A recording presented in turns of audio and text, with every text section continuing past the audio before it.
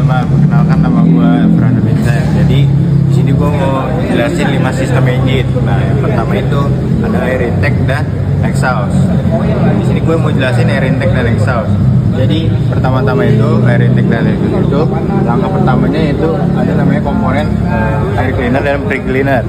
Nah, air cleaner ini untuk menyaring kotoran-kotoran yang besar. Nah, pre cleaner ini untuk menyaring kotoran-kotoran yang halus. Nah, habis itu setelah udara masuk lewat sini nih, habis itu melewati namanya turbocharger. Turbocharger ini ada dua, ada kompresor sama ada turbin. Nah, jadi udaranya itu dikompres dulu sebelum masuk ke ruang bakar. Habis dikompres, habis itu ke intake manifold. Intake manifold itu untuk mendorong untuk ke ruang bakar, mendorong udaranya untuk ke ruang bakar. Habis itu setelah ke ruang bakar, gas udara-udara yang sisa itu ke turbocharger lagi, tapi ke turbinnya. Nah, habis ke turbinnya itu langsung ke pembuangan ke exhaust tank. Itu teman-teman. Oke, perkenalkan nama saya Fernando Vincent. Jadi selanjutnya ini saya ingin menjelaskan sistem yang kedua, yaitu cooling system. Nah, cooling system ini dari awal step pertama dulu tuh, jadi cooling system ini tersimpan di radiator. Nah, setelah itu radiator itu akan menuju ke water pump. Nah, water pump ini fungsinya itu untuk memompa, untuk mengalirkan ke water jacket. Nah, water jacket ini habis itu dia cairannya itu akan menyebar ke seluruh komponen engine gitu. Nah, setelah itu habis itu ke thermostat. Nah, thermostat ini fungsinya untuk mengatur suhu pada cooling system. Nah, kalau suhunya itu melebihi batas, katupnya itu akan kebuka. Nah, di situ setelah itu cairannya akan balik ke radiator. Untuk didinginkan oleh fan-nya itu. Setelah itu dia akan tersimpan ke reservoir. Jadi setelah didinginkan, habis itu ke reservoir itu saja tentang cooling system, teman-teman. Oke, perkenalkan nama saya Fernando Vincent. Jadi sistem yang ketiga itu ada fuel system. Nah, fuel system ini awalnya itu dari fuel tank dulu. Nah, fuel tank itu dia menuju ke secondary filter. Nah, di sini tuh disaring dulu nih. Ini filter pertama. Nah, habis itu dia menuju ke primary filter. Ini filter yang kedua.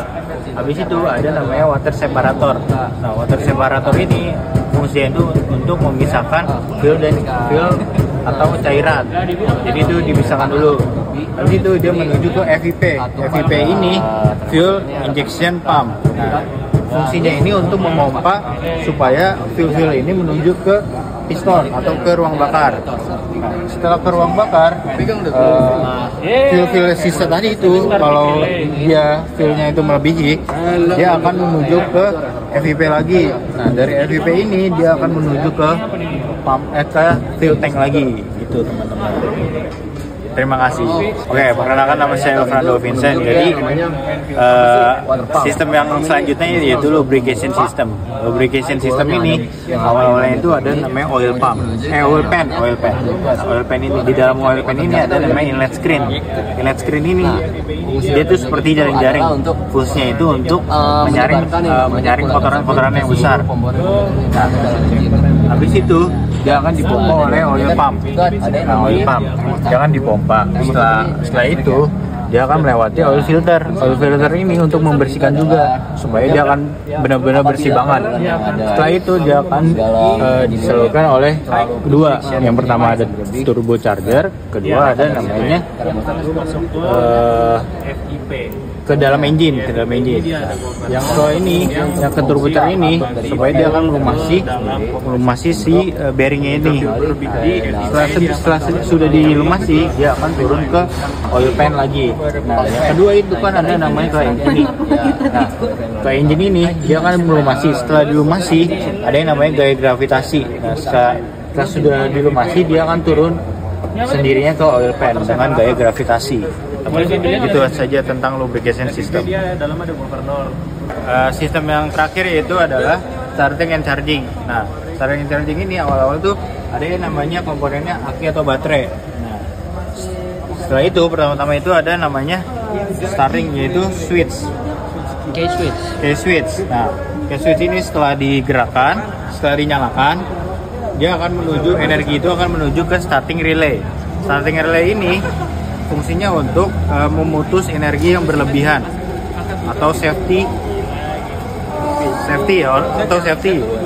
Nah, setelah itu energinya itu akan menggerakkan starting motor. Nah, starting motor ini ada namanya solenoid dan pinion gear. Nah, jadi solenoidnya itu mundur dan pinion gearnya itu maju. Nah, dia akan menggerakkan si roda gila atau flywheel. Nah, flywheel ini juga akan menggerakkan si engine-nya ini. Setelah itu energi listriknya itu akan menuju ke aliran listrik ini, akan berubah dari AC ke DC. Nah, setelah berubah dia akan menuju ke alternator. Alternator ini juga fungsinya untuk menyimpan energi dan kembali ke baterai gitu. Menyalurkan ke baterai. Gitu teman-teman. Terima kasih.